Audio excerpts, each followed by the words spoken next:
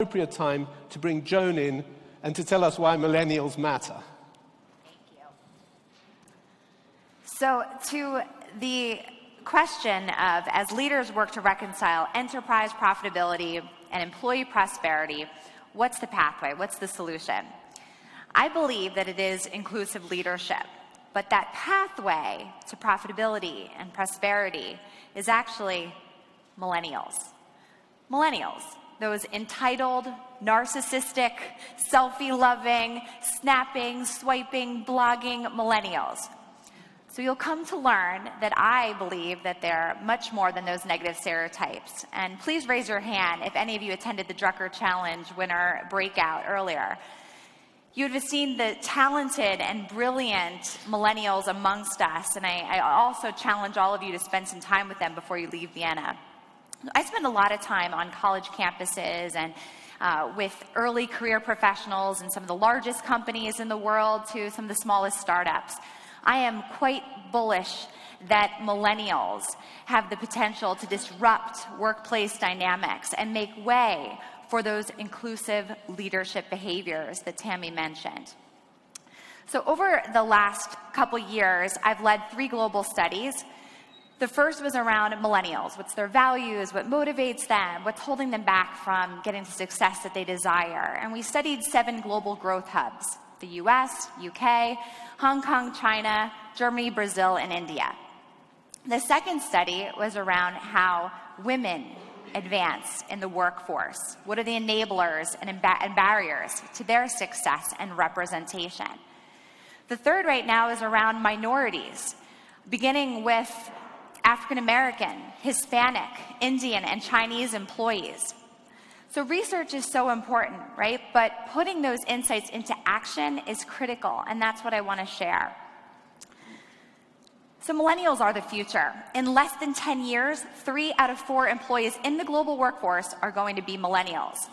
This is happening at a time when, in just the next couple years, 30 to 40% of baby boomers are expected to retire. So that exodus of talent leaves a ton of positions open. Who's poised to lead? Well, Gen X has certainly waited their turn long enough, but they're an unusually small cohort. It's millennials. So when you look at millennials, who are they? Well, certainly they're ambitious, but they're also really eager to learn.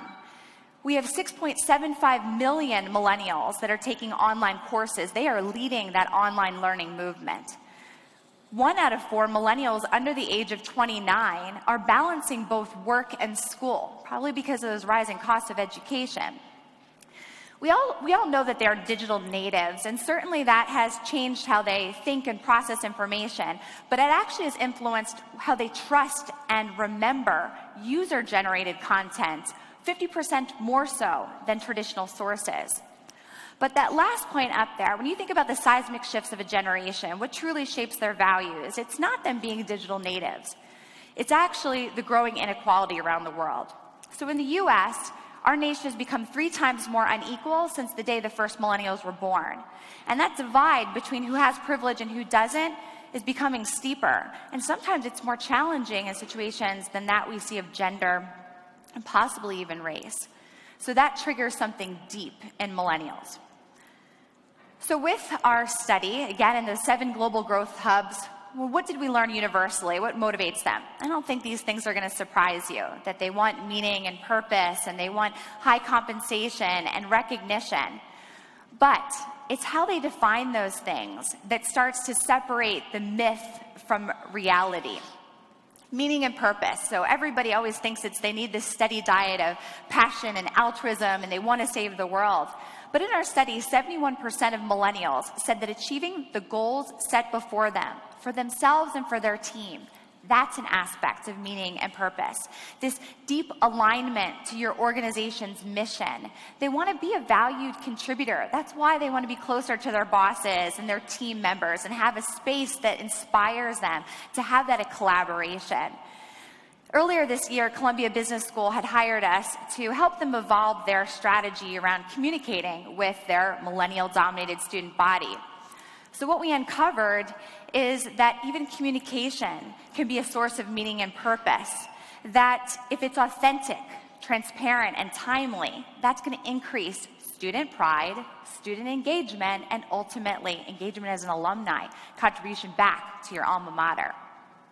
The second point about high compensation, millennials have a bad rap when it comes to money. We think that they're money hungry, they want titles, pay hikes, promotions all the time, but actually they just want that financial security that was not afforded to them.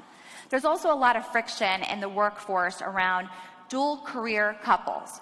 So over 80% of millennials are in a relationship with a partner or a spouse that also has a full-time job. A very high percentage of Gen X as well. But less than 50% of baby boomers are in that situation. So this is influencing what millennials are demanding out of work, life, how they're making those choices. And so as much as I talk about millennials, they matter, the future is female. And so 40% of the workforce is female. In the next decade, we expect 1 billion women to enter the workforce globally. Young women today are bombarded with all these empowering mantras of lean in and band bossy, be bossy, sorry not sorry, girl boss, right? But this is an insight that shook me to my core in our research. When we asked if you were offered a senior leadership position tomorrow, millennial women were 50% more likely to turn it down than millennial men. So digging deeper, what happened to that career confidence that we see, that we hear, that we are embedding in them in the media? It's that seeing is believing. They're still not seeing women that have it all at the top of these corporations, the top of our Fortune 500 companies. They're also seeing the values and the practices of leaders not be inclusive, which is what they want, which is what they demand. We're not seeing enough of those beneficial, family-friendly policies that actually allow you to achieve what you want out of work and life. So what is inclusive leadership? Inclusive leadership means having the ability to leverage diverse perspectives to win in the marketplace. It means being as a leader so self-aware that you know that your personal experiences are shaping your values and that you have to figure out how to cultivate a speak-up culture. Why are millennials going to be the pathway to inclusive leadership? Well, first off, almost half identify with a race or ethnicity that's non-white. They're the most diverse generation in history. I also think they're the most tolerant generation in history. A study through the Center for Talent Innovation found that when asking employees about their perceived level of comfort with people of diverse backgrounds, 78% of millennials felt very comfortable with people of diverse backgrounds, versus 27% of baby boomers. That gap widened when asked about perceived comfort around those with different sexual orientations. So inclusive leadership is really important. Here's 4 examples. One is mentorship. Now, please. I will. Joan. I think you can tell that relationships matter, mentorship and sponsorship. So I did want to end with one question and one challenge. The question is, what percentage of your time are you spending with rising stars, early career professionals in your organization? Even the Drucker Challenge winners here today. The challenge is, since I know many of you attend the forum often, is that next year you bring someone in the first decade of their career, either your company sponsors them or you yourself. I think that's what's going to ultimately change the conversation. Thank you. Thanks, Faye.